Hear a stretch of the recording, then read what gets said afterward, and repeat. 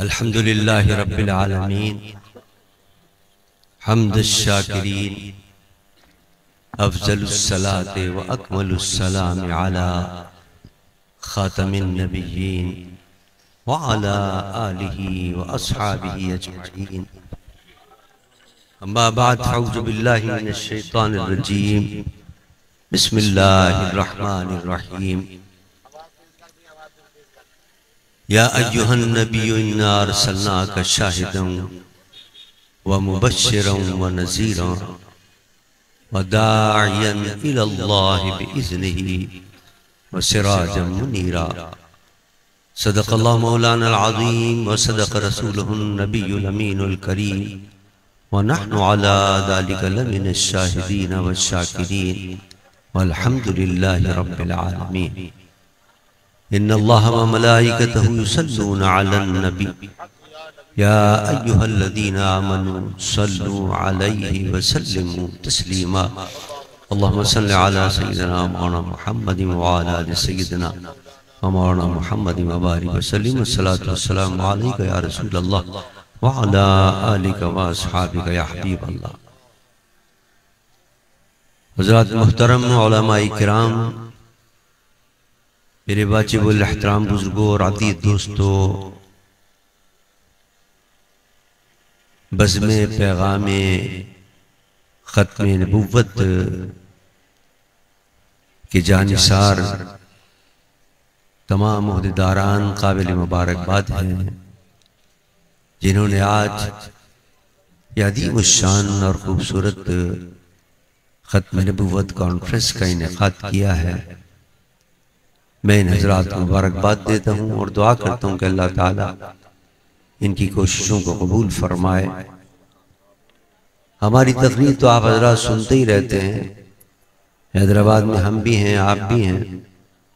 आज यहाँ हमारे दो मुक़र्रिर हज़रात, एक फैसलाबाद से तशरीफ़ लाए और एक कराची से तशरीफ़ लाए। हज़रत मुनाज़िर इस्लाम हज़रत अल्लामा सईद अहमद असद रहमतुल्लाह ताला अलैह के शागिर्द ख़ास अल्लामा मोहम्मद हुसैन गुलाम हुसैन साहब, उनका खिताब भी आपने सुना और हमारी जमीयत उलमाए पाकिस्तान के मरकज़ी रहनुमा मोहतरम जनाब अकील अंजुम साहब का भी आपने खिताब बड़ा तफसीली खिताब समाअत फरमाया। रात के 1 बज चुके हैं, अब कोई खिताब का मौका तो नहीं है। मैं सिर्फ आपको ये पैगाम देना चाहता हूँ कि देखिए, ख़त्मे नबुव्वत का जो मसला है वो बरस से चल रहा है, बल्कि हुजूर के दौर से ये मसला शुरू हो गया था। और मेरे आका ने फरमा भी दिया था कि 30 दज्जाल और कज़्ज़ाब पैदा होंगे जो नबुव्वत के झूठे दावे करेंगे, और हुजूर की पेशेनगोई सच्ची साबित हुई। हर दौर में आते रहे और हर दौर के अंदर मुसलमान उनका मुकाबला करते रहे, अपने जाने देकर अकीदे ख़त्मे नबुव्वत का तहफ़्फ़ुज़ करते रहे। इस दौर के अंदर भी आपने पूरी रुदात सुनी कि जब मिर्ज़ा ग़ुलाम क़ादियानी ने झूठी नबुव्वत का दावा किया तो किस तरह उलमा से मुकाबला हुआ, किस तरह सूफिया से मुकाबला हुआ, किस तरह मुनाज़रे हुए, किस तरह मुबाहिले हुए। मौलाना अकील अंजुम साहब ने आपको तफसील बताई। लेकिन इस फितने को जो ख़त्म किया, और इस फितने की ताबूत में अगर किसी ने आखिरी कील ठोकी तो मेरे आपके कायद अल्लामा शाह दुरानी रहमतुल्लाह अलैह ने असेंबली के अंदर ठोकी कि इनको गैर मुस्लिम मुक़ल्लिद करार दिया।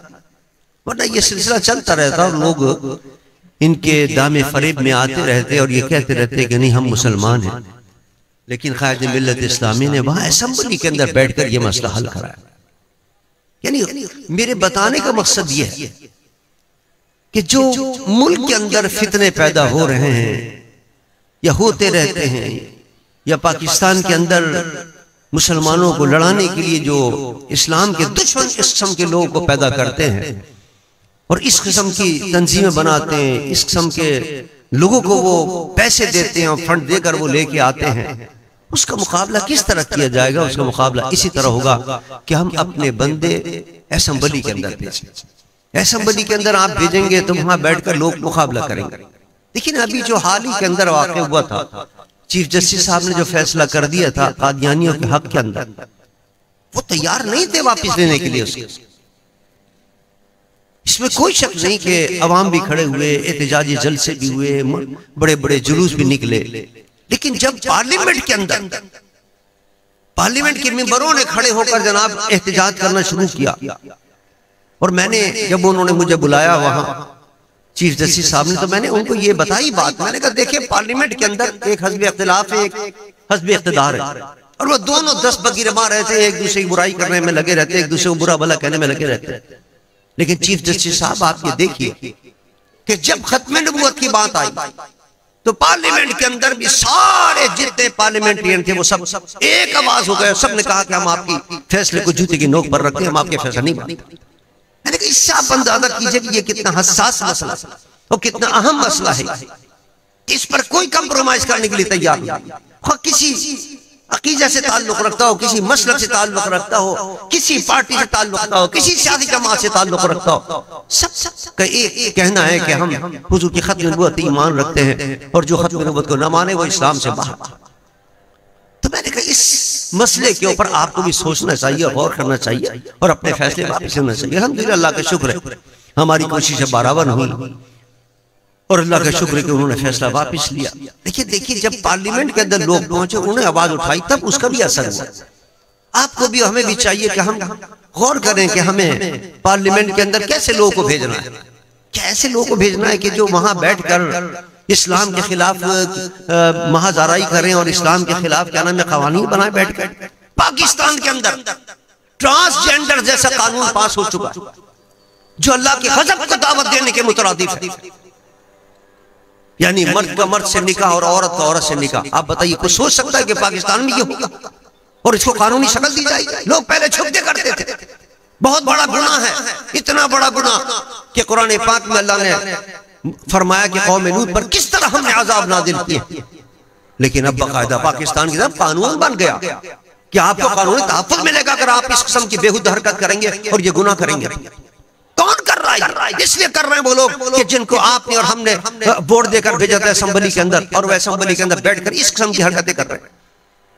आप याद रखिए, जिन जिन लोगों ने वोट दिया ऐसे लोगों को, और वो वोट आपके वोट से वहां बैठकर जिन्होंने जो कानून बनाया, सब गुनहगार होंगे। खाली वो गुनहगार नहीं होगा, हम और आप जिन्होंने वोट दिए होंगे वो सब गुनहगार। यहीं से मौलाना मोहम्मद अली रिजवी गए थे सन 74 के अंदर, असेंबली के मेंबर बने थे। कराची से अल्लामा शाह दुरानी रहमतुल्लाह अलैह असेंबली के मेंबर बने थे, और इन्होंने बैठकर वहां खत्म नबूवत का कानून मंजूर किया और कादियानी को गैर मुस्लिम मक़ला करार दिया। सिर्फ वो सब आपके मुस्तहिक़ नहीं है, जिन जिन लोगों ने उनको वोट दिया था वो सब इंशाअल्लाह जन्नती होंगे।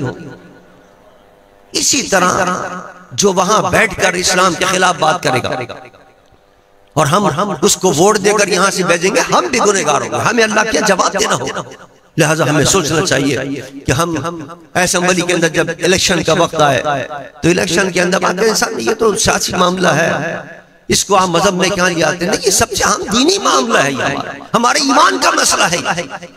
जिस जमाने के अंदर सन 53 का जिक्र कर रहे थे हमारे अकील अंजुम साहब, 53 के अंदर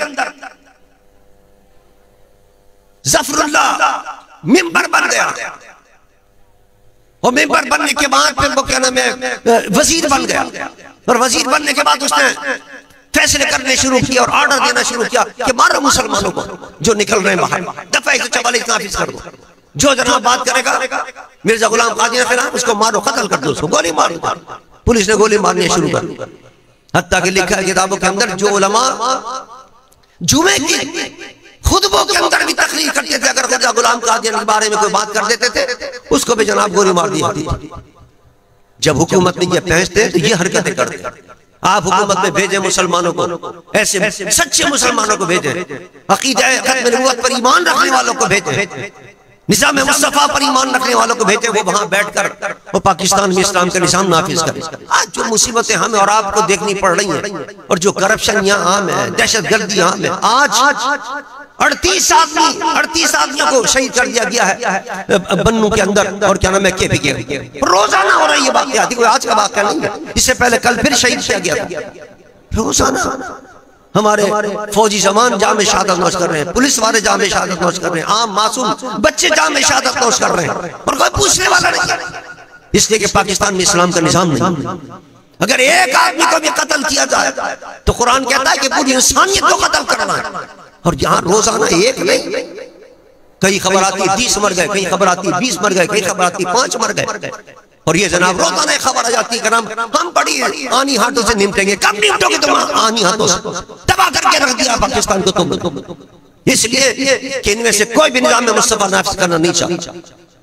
अजीज़ान ईमान, मुल्क के अंदर निजाम में मुस्तफा नाफिज करने के लिए जद्दोजहद कीजिए। आपने भेजा था 74 के अंदर अल्लामा शाह नूरानी को, उन्होंने जो काम किया वहां जाकर, इंशाअल्लाह अगर आज भी आप किसी को भेजेंगे ऐसे आशिक मुस्तफा को, तो इंशाअल्लाह फिर वो इस्लाम का बोलबाला करेगा और निजाम में मुस्तफा नाफिज होगा। और निजाम में मुस्तफा पाकिस्तान में नाफिज हो गया तो इंशाअल्लाह सारी मुसीबतों से निजात मिलती चली जाएगी। और एक नहीं, पता नहीं कितनी पाकिस्तान के अंदर तंजीमें इस किस्म की बन गई हैं जो इस्लाम के खिलाफ कोशिशें कर रही हैं। उन सब का तदारुक भी नहीं होगा जब इस्लामाबाद इस्लामाबाद के अंदर पहुंचेंगे, इख्तिदार के अंदर बैठेंगे हमारे लोग और वहां बैठकर उन लोगों का एहतसाब करेंगे जो इस वक्त इख्तिदार के अंदर बैठकर जनाब कादियानी को सपोर्ट कर रहे हैं।